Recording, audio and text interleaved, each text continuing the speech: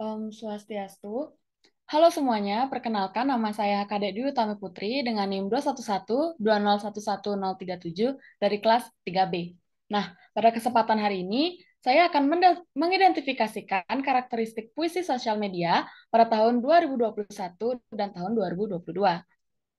Nah, di sini saya sudah mendapatkan 10 puisi di mana berasal dari media sosial Instagram, ada yang dari Twitter, dan ada juga yang dari TikTok. Kita langsung saja ke puisi pertama, yakni dari puisi sosial media Instagram. Nah, puisi tersebut berjudul Garis Waktu, bersumber dari kumpulan puisi kehidupan, di mana penulisnya autor dari laman Instagram itu sendiri, yakni kumpulan puisi kehidupan, dengan waktu publikasi tanggal 9 Februari tahun 2022.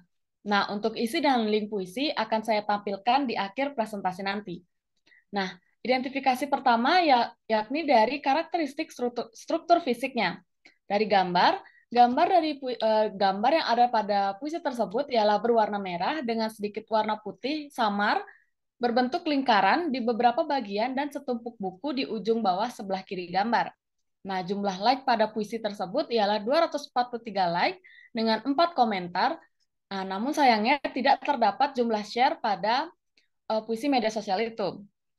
Tipologi yang saya dapatkan yakni menggunakan huruf besar dan kecil pada awal barisnya, menggunakan tanda baca koma dan tanda baca tanya, juga tersusun dari 3 sampai 4 baris pada tiap baitnya.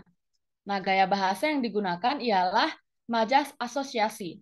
Nah, dari puisi itu saya mendapatkan makna yakni menceritakan tentang aku yang meragukan kedekatannya dengan seseorang jika nanti mereka tidak bisa lagi berada di garis waktu yang sama. Lalu yang kedua, ada judul puisi Setapak Rindu yang Menjelma. Ini juga dari sumber yang sama, yakni kumpulan puisi kehidupan dari Instagram juga. Namun di sini terdapat penulisnya, yakni Topik Hidayat, di mana waktu publikasi ialah 13 Maret pada tahun 2021. Nah, gambar yang tertera ialah gambar kopi hitam yang diletakkan di atas meja dengan asap yang mengepul.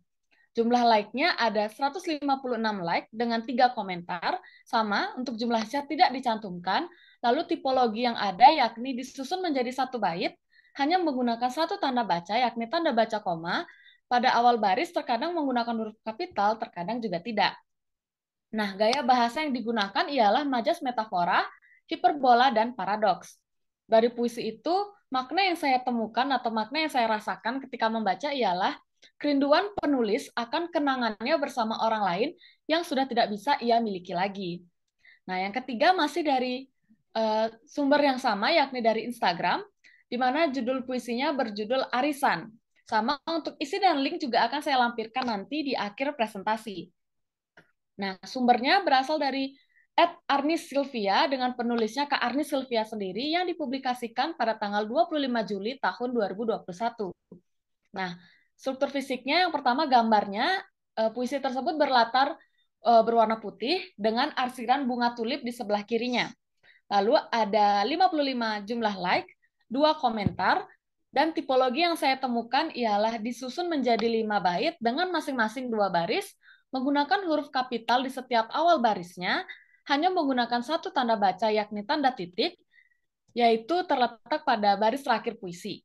Nah, gaya bahasa yang digunakan ialah majas personifikasi dan majas hiperbola.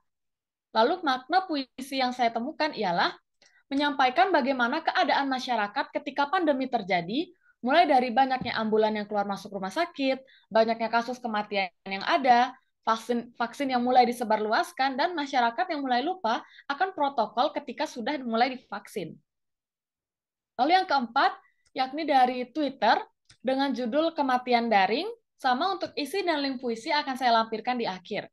Sumbernya dari RR Mahayu KD. Penulisnya ialah Mahayu Kusumo yang dipublikasikan pada 7 Juli pada tahun 2021.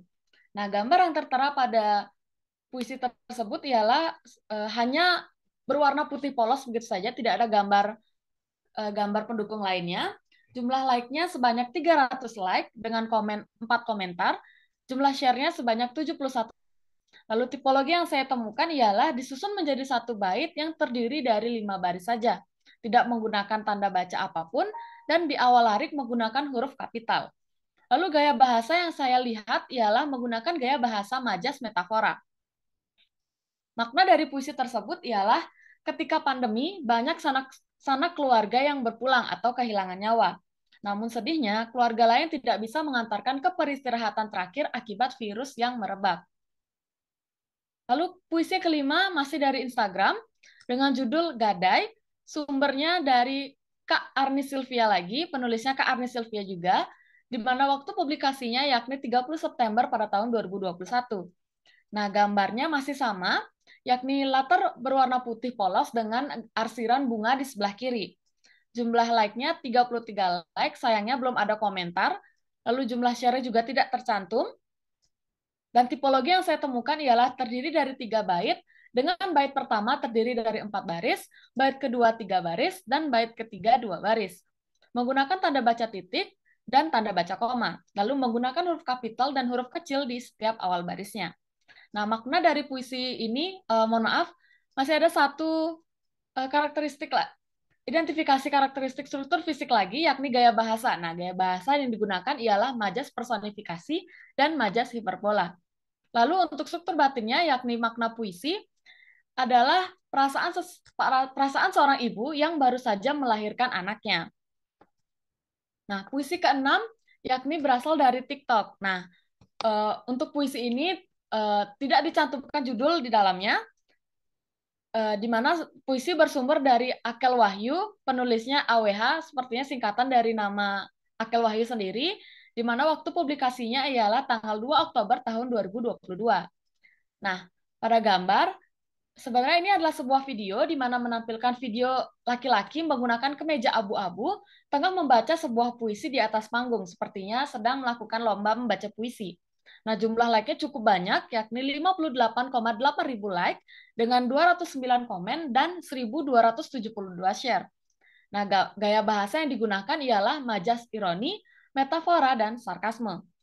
Nah, untuk makna puisinya ialah mengisahkan bagaimana sejarah Indonesia pada tahun 1970-an, serta bagaimana pengorbanan yang dilakukan para pahlawan yang gugur di medan pertempuran. Yang ketujuh juga dari sumber yang sama, yakni dari TikTok, di mana puisi berjudul Gelar, bersumber dari @adiatma Putra, penulisnya juga Kak Adiatma Putra, yang dipublikasikan pada 10 September tahun 2022. Untuk gambarnya ialah seorang kakek yang sudah sangat tua dengan janggut putih yang tengah duduk menunduk pada kursi kayu. Nah, baju putih dan celana kain yang dipakai itu berwarna hitam dan tampak sudah usang. Untuk jumlah like-nya adalah 211,2 ribu like, dengan jumlah komen 1.311 komen, dan jumlah share-nya itu lumayan banyak, 10,5 ribu share.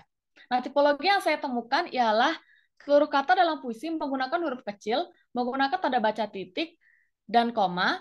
Tiap bait jumlah barisnya tidak sama, ada yang 2 baris, 3 baris, hingga 4 baris. Menggunakan gaya bahasa atau diksi majas hiperbola, dan juga repetisi. Nah, di sini kakaknya menggunakan lagu yakni Andaikan Kau Datang Kembali, karya yang dinyanyikan oleh Atmes. Nah, untuk makna puisinya sendiri ini cukup panjang ya menurut saya, yakni menceritakan bagaimana seorang anak yang berhasil mendapatkan gelar pendidikan yang ia jalani. Nah, kemudian ia ingin menegaskan pada semua orang bahwa gelar yang ia dapat bukan untuk mendapatkan pujian dari orang lain atas dirinya, namun gelar itu adalah bukti nyata perjuangan orang tuanya yang rela banting tulang untuk menghidupi dan membiayai pendidikannya. Nah, masih ada 3 puisi lagi yang sebenarnya saya temukan, namun karena keterbatasan waktu, maka hanya 7 puisi yang akan saya jelaskan. Nah, berikut lampiran-lampiran berupa foto puisi yang sudah saya janjikan tadi di awal. Ini puisi yang pertama, lalu puisi yang kedua, nah, ada juga ini puisi yang ketiga, nah, lalu puisi yang keempat yang berasal dari Twitter. Nah, ini puisi kelima, enam, dan juga yang ketujuh. Nah, ini untuk puisi ke-8, ke-9 yang tidak sempat saya identifikasikan. Lalu ini yang ke-10.